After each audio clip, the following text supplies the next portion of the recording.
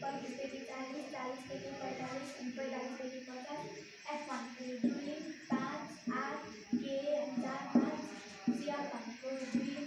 अनि 2 + 5 = 7 7 + 8 = 15 15 + k = 15 + k 15 + k + 4 = 19 + k 19 + k + 5 = 24 + k अनि यो सबैलाई जोड्दाखेरि 24 + k सूत्रअनुसार मध्यिका 35 दिएको छ अनि 35 देखि 40 मा पर्छ अनि L भनेको यो दुईटाबाट सानो 35 या भनेको यो भन्दा माथिको 15 F सिधा F मा पर्ने के L भनेको 40 बाट 45 घटाउँदाखेरि 5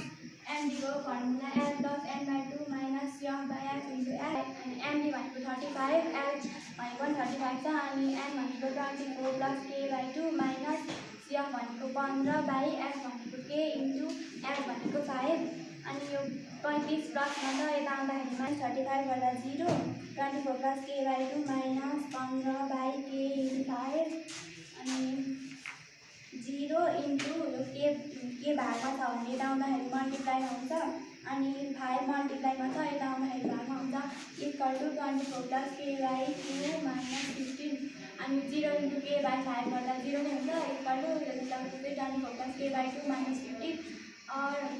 0 + यो माइनसमा यता आउँदाखेरि प्लस हुन्छ 0 + 15 = 24 + k/2 अनि 0 + 15 गर्दा 15 नै हुन्छ 24 + k/2 अनि 15 यो दुई भागमा छ यता आउँदाखेरि मल्टिप्लाईमा हुन्छ 15 × 2 = 24 + k 15 × 2 गर्दा 30 24 + k अनि 24 माइनस प्लसमा छ यता आउँदाखेरि माइनसमा हुन्छ 30 - 24 = k अनि 30 - 24 गर्दा 6 k = 6